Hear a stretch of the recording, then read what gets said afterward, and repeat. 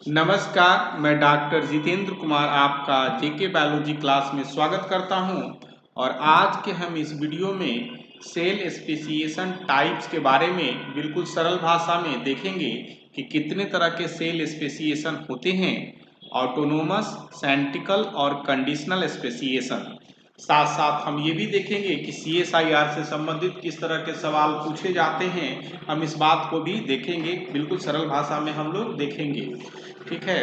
और हम जितने भी तरह के सवाल पूछे गए पास्ट में उसको भी हम लोग देखेंगे और समझेंगे। तो आइए हम लोग देखते हैं कि सेल स्पेसिएशन टाइप्स कितने तरह के हैं और उसको समझने की कोशिश करते हैं बिल्कुल सरल भाषा में और आप ही की भाषा में हम लोग देखते और समझते हैं।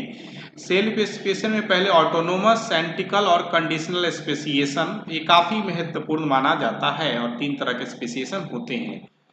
मैं आपको बता देना चाहता हूं कि अगर कोई जो सेल है अनडिफरेंशिएटेड सेल है तो फाइनली क्या होता है, डिफरेंशिएटेड सेल में कन्वर्ट होता है और इसके 2 स्टेप्स होते हैं, स्पेसिएशन और डिटर्मिनेशन। इसके बारे में मैंने पहले अलग वीडियो में बात किया है और आज हम यहाँ स्पेसिएशन टाइप्स के बारे में देखेंगे कि कितने तरह के स्पेसिएशन टाइप्स होते हैं। ऑटोनोमस स्पेसिएशन, नाम से ही पता चलता है ऑटोनोमस, अपने आप में परिपूर्ण।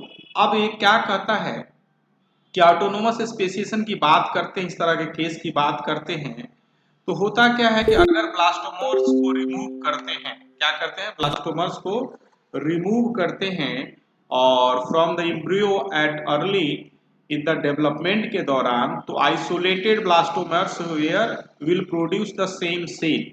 कहने का मतलब क्या है कि ब्लास्टोमर्स को अगर आप रिमूव करते हैं उसके डिफरेंट तरह के सेल्स को, तो सेल्स क्या बना सकते हैं, अगर वो साथ में रहे टुगेदर वहां रहे तो वही निर्माण करेंगे या अलग अलग कर दें तो वही निर्माण करेंगे, कोई फर्क नहीं पड़ता है। ब्लास्टोमर्स में होते क्या है, बेसिकली सेल जो होते हैं इसमें ट्रांसक्रिप्शन फैक्टर होते हैं इन the cytoplasm, with in the cytoplasm mostly messenger RNA और मैसेंजर आरएनए डिराइव्ड प्रोटीन्स होते हैं। और इस तरह के ऑटोनोमस स्पेसिएशन को हम लोग साइटोप्लाज्मिक और मॉर्फोजेनिक डिटर्मिनेंट के नाम से भी जानते हैं। यह काफ़ी महत्वपूर्ण है, ध्यान रखिएगा कि ऑटोनोमस स्पेसिएशन को हम लोग मोजिक स्पेसिएशन के नाम से भी कभी कभी जानते हैं, साइटोप्लाज्मिक और मॉर्फोजेनिक डिटर्मिनेंट के नाम से भी हम लोग जानते हैं ऑटोनोमस। और इस तरह के स्पेसिएशन फ्रिक्वेंटली इनवर्टिब्रेट, एनिलिडा और टिनिकेट्स में पाए जाते हैं, लोअर ग्रुप्स में। अब थोड़ा सा इसको हम लोग थोड़ा विस्तार से समझते हैं कि जो हमने बोला उसको थोड़ा विस्तार से समझने की कोशिश करते हैं। तो ऑटोनोमस स्पेसिएशन, मोजाइक स्पेसिएशन इन ट्यूनिकेट को हम लोग यहाँ पर देख रहे हैं और देख रहे हैं क्या 8 सेल स्टेज है और ये एनिमल पोल है और यहाँ क्या है, वर्टिकल पोल है। अगर इस सेल को हम सेपरेट करते हैं तो हमने देखा कि सेल को आपने अलग अलग सेपरेट कर दिया और सेपरेट करने के बाद हम देखते हैं कि ईच जो सेपरेटेड सेल्स है वो सेम तरह का जो ऑर्गन या प्रॉपर्टी से संबंधित जो सेल है उसका निर्माण करने की क्षमता रखते हैं। जैसे B14 है जो ये मसल का निर्माण यहाँ कर रहा है, अगर सेल आइसोलेटेड हो गया फिर भी ये मसल का निर्माण करेगा, साथ साथ अगर ये ग्रुप में रहता है तो भी मसल का ही निर्माण करता है। मतलब इसका जो फेट है ऑटोनोमस स्पेसिएशन, फेट क्या है, चेंज नहीं हो रहा है। तो हमने देखा यहाँ पर क्या कि इसको और अगर हम सरलता से बोले तो 4 ब्लास्टोमर्स पेयर्स और 8 सेल्स वर डिसोसिएटेड, अलग अलग किया गया और each form structure will produce the same cell if it had remain in the embryo. अगर एम्ब्रियो में भी रिमेन रहते हैं तो यहाँ मसल का ही निर्माण करते हैं और ये सेल सेपरेट कर दिए और सेल सेपरेट करने के बाद जो सेल बने हैं वो भी मसल का ही निर्माण कर रहे हैं। तो इसको हम लोग बोलते हैं ये ऑटोनोमस स्पेसिएशन है। साथ साथ ईच ब्लास्टोमर्स, जो भी ब्लास्टोमर्स कंटेन्स करते हैं positional information in the form of specific proteins और जीन। तो ये स्पेसिफिक फॉर्म ऑफ प्रोटीन के जीन जो है कंटेन करते हैं जो कहीं ना कहीं रिस्पॉन्सिबल होता है ऑटोनोमस स्पेसिएशन के लिए रिस्पॉन्सिबल होता है। अब हम लोग दूसरे तरह के स्पेसिएशन को देखते हैं, कंडीशनल स्पेसिएशन। कंडीशनल स्पेसिएशन है क्या, ये बिल्कुल उल्टा है, कंट्रास्ट किसका, ऑटोनोमस स्पेसिएशन का। और यह जो यहाँ सेल का जो फेट है डिपेंड करता है cell interaction with neighbouring cell, जबकि यहाँ पर नेबरिंग सेल से इंटरेक्शन से कोई मतलब नहीं था। अगर ये मतलब होता, सेल के बगल का इंटरेक्शन एसेंशियल होता, तो अलग कर देने के बाद ये जो सेल मसल यहाँ बना रहे थे, यहाँ पर अलग करने के बाद मसल का निर्माण नहीं करते। यही मेजर अंतर है ऑटोनोमस और कंडीशनल में।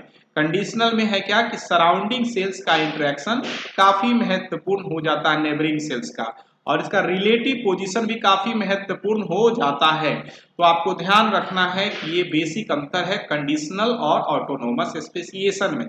साथ साथ इसको हम लोग कभी कभी रेगुलेटिव डेवलपमेंट के नाम से भी हम लोग जानते हैं, याद रखिएगा इस टर्म को।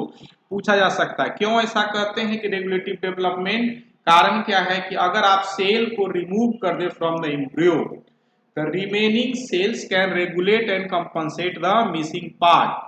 Remaining cell can regulate and क्या है, कंपनसेट द मिसिंग पार्ट। आप यहाँ पर हम देख रहे हैं डेवलपमेंट ऑफ फ्रॉग को देखने की कोशिश कर रहे हैं। ब्लास्टुला स्टेज है, ब्लास्टुला स्टेज में देख रहे हैं कि अगर कोई ट्रांसप्लांटेशन नहीं किया गया है, कोई सेल का शिफ्टिंग नहीं किया गया है, तो नॉर्मल डेवलपमेंट देखने लार्वा के फॉर्म में आगे बढ़ते हुए दिख रहा है। साथ साथ अगर हम देखें क्या कि नॉर्मल बैक सेल है, और इस बैक सेल को अगर आप पोजीशन को चेंज कर दें, पोजीशन को चेंज कर दें, तो यहाँ पर भी क्या है, आपको देखेंगे कि ये आपका क्या है, cell from the belly tissue, belly tissue से यहाँ पर आपने चेंज कर दिया, तो आप देख रहे हैं कि यहाँ पर निर्माण होता हुआ आपको दिख रहा है।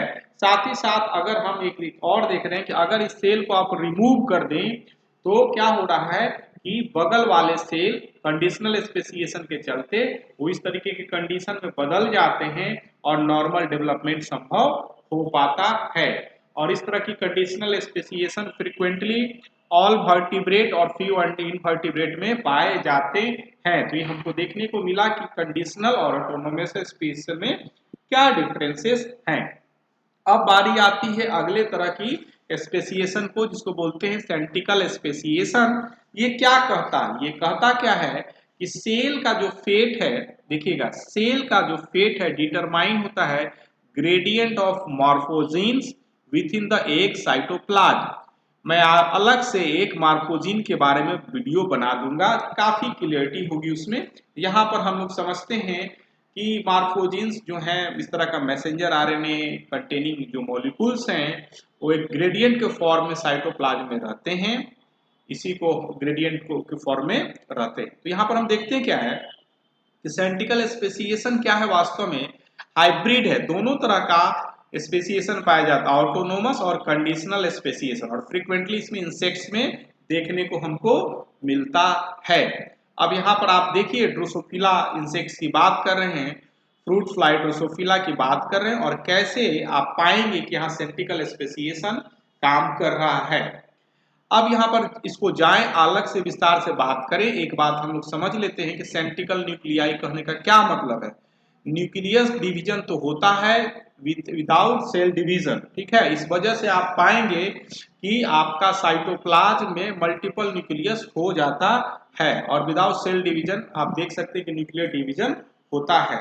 साथ ही साथ अगर आप पाएंगे, कहने का क्या मतलब कि डिफरेंट तरह के जो हमने देखा क्या कि मैसेंजर आरएनए देख रहे हैं कि कैसे इसका लोकेशन की बात करें, तो इंटीरियर पोस्टीरियर स्पेसिएशन ओरिजिनेट जो हो रहा है from the morphogen gradients within the cytoplasm. तो यहाँ पर आप देख रहे हैं कि इंटीरियर पोर्शन पर बैकवर्ड मैसेंजर आरएनए का ग्रेडियंट है, मतलब ज्यादा अमाउंट में है। और इस तरीके से अगर एक ग्रेडियंट इस तरीके से बनाए, तो आप पाएंगे कि जैसे जैसे पोस्टीरियर पीरियड पे जाता है कमते हुए जाता है।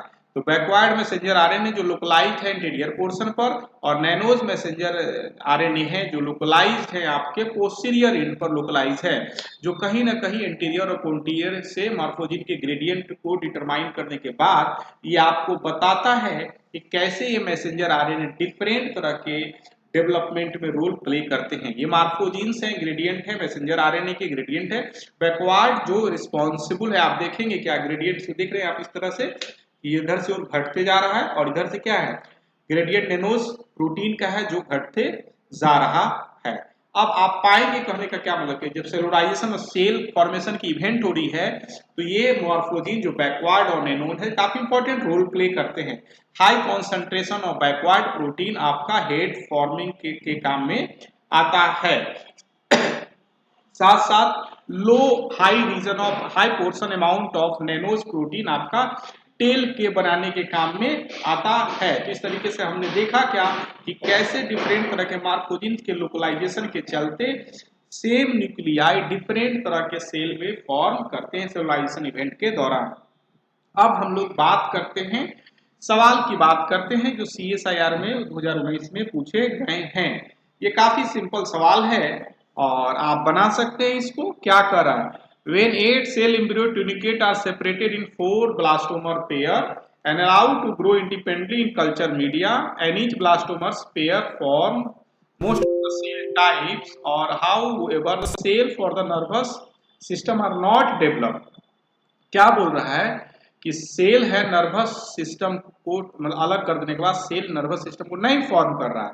And the following statement are form from the above observation. तो आपको बताना है कि कौन सा ऑब्जर्वेशन करेक्ट आपको एक्सप्लेन करता है। तो पहला जो चीज है, क्या आप ऐसा बोल सकते हैं कि देखिए इसमें क्या बोला, nervous system develop due to autonomous speciation. अगर ऑटोनोमस स्पेसिएशन रहता तो डेवलप हो ही जाता, नहीं, वास्तव में ऑटोनोमस स्पेसिएशन नहीं था, यही कारण से तो ऐसा नहीं हुआ, कंडीशनल था वहां पर।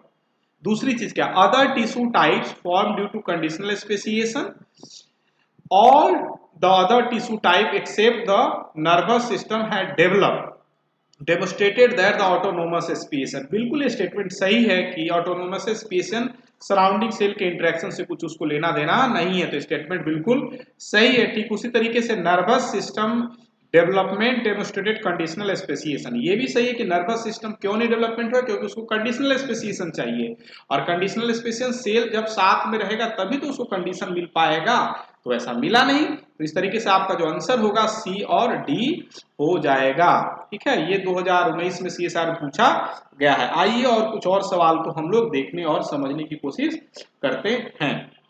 अब यहाँ देखिए, मैं इस सवाल के बारे में ज्यादा विस्तार से चर्चा करूं इसके पहले मैं आपको बताना चाहता हूं कि अगर आप CSIR नेट लाइफ साइंस की तैयारी करते हैं तो आप हमारे साथ जुड़ सकते हैं। हमारे यहाँ ऑनलाइन ऑफलाइन दोनों बैच की सुविधा मौजूद है, और विशेष जानकारी के लिए आप 6202692436 पर कंसल्ट कर सकते हैं। आप चाहें तो आप जेके बायोलॉजी क्लास को सब्सक्राइब भी कर सकते हैं, लाइक कर सकते हैं, शेयर कर सकते हैं, और अपना वैल्यूएबल कमेंट जरूर लिखिए। ये हमें नए वीडियो बनाने के लिए उत्साहित करता है। और यह सवाल बिल्कुल आपके लिए है, मैं इसके बारे में कुछ बताने वाला नहीं हूं, सिर्फ सवाल को पढ़ते हैं और आपका कमेंट बॉक्स में आंसर लिख सकते हैं। The ability of a cell to achieve the respective fate by interacting with other cell is known as, देखिए इंटरेक्टिंग विथ इधर सेल, इंटरेक्शन हो रहा है अदर सेल से, तो बताइए कि कौन होगा। कहीं ऑटोनोमस होगा या नहीं होगा, कंडीशनल होगा या नहीं होगा। इंडक्शन और कंपिटेंस के बारे में हम अलग से भी बात करेंगे, लेकिन आपको अगर ऑटोनोमस और कंडीशनल समझ में बढ़िया से आया तो आप इसके बारे में आंसर कमेंट बॉक्स में लिख सकते हैं। Thank you for watching the video, और अपना वैल्यूएबल कमेंट और सुझाव जरूर लिखें कमेंट बॉक्स में, नए वीडियो बनाने के लिए हमें इंकरेज करता है। Thanks once again for watching the video.